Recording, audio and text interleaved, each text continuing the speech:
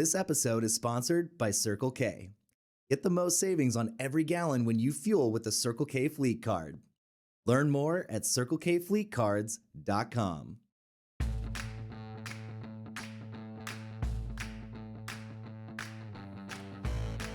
Welcome to this week's Top Truck News Recap from Truck Chat.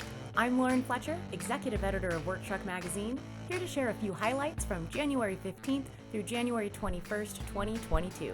But before I get started, you know the drill. Be sure to hit that like button, and if you haven't already, subscribe to our channel so you don't miss a single episode. In Automaker news, Ford and ADT are investing in a joint venture called Canopy. The new joint venture combines ADT professional security monitoring and Ford's AI-driven video camera technology to help customers strengthen security of new and existing vehicles across automotive brands.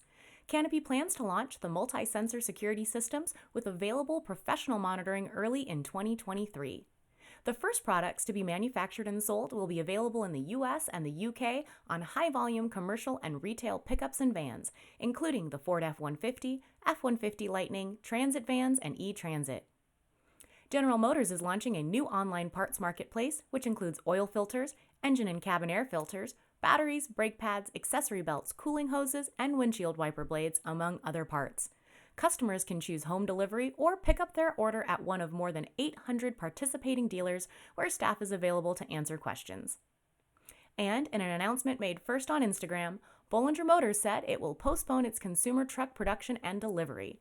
In December 2021, the company said it is developing an all-electric platform and chassis cab for various applications in Class 3 through 6 medium-duty vehicles, offering adaptable battery solutions to accommodate large payloads, sufficient range, and long-life durability.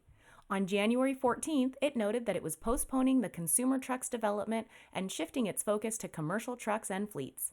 Bollinger Motors said it will refund deposits for those who'd previously reserved the electric B1 sport utility truck and the B2 pickup truck.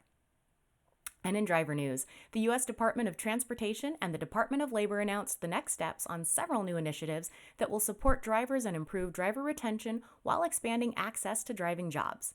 These initiatives include expanding registered apprenticeship programs, launching the Safe Driver Apprenticeship Pilot for truck drivers under 21, providing more than $32 million in funding to states to improve CDL licensing processes, creating a Women of Trucking Advisory Board, creating a new task force to investigate predatory truck leasing arrangements, and beginning 2 studies to explore the issues of truck driver pay and unpaid detention time. The U.S. Department of Transportation has named a new Deputy Administrator for the Federal Motor Carrier Safety Administration to replace the departing Meera Joshi. Transportation Secretary Pete Buttigieg announced that Robin Hutchinson will become the Deputy Administrator of the agency and also will serve as Acting Administrator. Hutchison will be the 4th Acting Chief of FMCSA since Ray Martinez stepped down more than 2 years ago, and one of several to have left the agency unexpectedly since it was formed more than 20 years ago. The former Deputy Administrator, Meera Joshi, left the role to serve as a Deputy Mayor in New York City. For the past year, Hutchison has served as the Deputy Assistant Secretary for Safety Policy for the U.S. Department of Transportation in the Biden-Harris administration. Next, what happens when you take an already proven truck and give it to some overlanding experts? I answered that question and more in a brand new episode of Truck Chat. In this episode, in the driver's seat, I took the new core chassis from Earth Cruiser for a test drive in Bend, Oregon. Spoiler alert, I was not disappointed. CORE stands for Commander Off-Road Equipment. The lineup was built to meet the growing demand for high-performing 4x4 chassis for commercial and DIY overland vehicle builder use. These trucks are ideal units for any agency looking for a nimble cab-over unit that may also be worried about space. To find out more about the test drive or the trucks, be sure to watch this episode.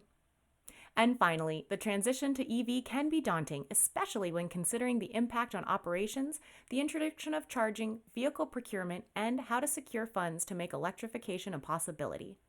The massive impact on fleet utilization and maintenance will make optimizing operations before, during, and after electrification essential for financial feasibility. Join an industry discussion that I'll be moderating between Hitachi, Hitachi Energy, Dunsky, and Work Truck on January 26th at 10 a.m. around a fleet's electrification journey, the major factors fleet owners should consider during the process, and how to properly plan for your fleet's transition to EV. Thanks for listening to this week's episode of Truck Chat, sponsored by Circle K. And remember, if you want more, head on over to worktruckonline.com to sign up for our newsletters, check out our YouTube channel, subscribe to our podcasts, and follow us on your favorite social platform so you never miss a thing.